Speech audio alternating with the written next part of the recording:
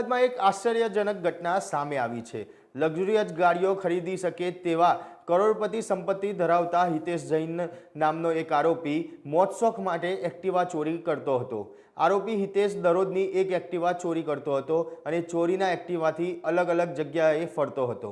જે બાદ એક્ટિવાનું પેટ્રોલ પૂરું થઈ જતા તેને બિનવારસી મૂકી જતો રહેતો હતો। નમસ્કાર દર્શક મિત્રો, બીબી ન્યૂઝ ગુજરાતમાં હું મયુર મેવાડા આપ સૌનું હાર્દિક સ્વાગત કરું છું। હિતેશ જૈન અત્યાર સુધીમાં અમદાવાદના અલગ અલગ વિસ્તારમાંથી આશરે 150 જેટલા એક્ટિવાની ચોરી કરી ચૂક્યો છે। એક્ટિવા ચોરીના આંકડા વધતા ક્રાઇમ બ્રાન્ચે બાતમીના આધારે તપાસ કરતા આરોપી ચોરની એક્ટિવા સાથે અને તેની પિરાણા પાસેથી ઝડપી પાડ્યો હતો। ત્યારબાદ તેની પૂછપરછમાં તેણે 3 મહિનામાં આશરે 70 જેટલા એક્ટિવા ચોરી કરી હોવાની કબૂલાત પણ કરી છે।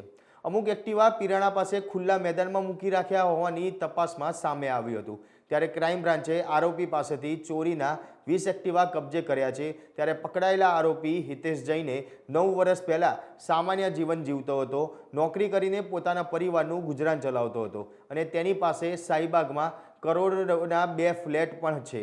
તેની પાસેથી ગાડીઓ પણ છે, પરંતુ 2016માં પતિ પત્ની વચ્ચે મતભેદ થયા અને તેમાં ઘર સંસાર વિખેરાયો અને કરોડપતિ એવા હિતેશે ગુનેગાર બનવાનો માર્ગ અપનાવ્યો હતો।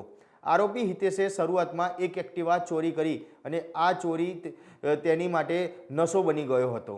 તે ઉપરાંત છાપરી અત્યાર સુધીમાં અસંખ્ય એક્ટિવાઓ ચોરી કરી હોવાનું ક્રાઇમ બ્રાન્ચે તપાસ બહાર આવ્યું છે। ત્યારે ક્રાઇમ બ્રાન્ચ દ્વારા આરોપીની ધરપકડ કરી વધુ તપાસ શરૂ કરી છે।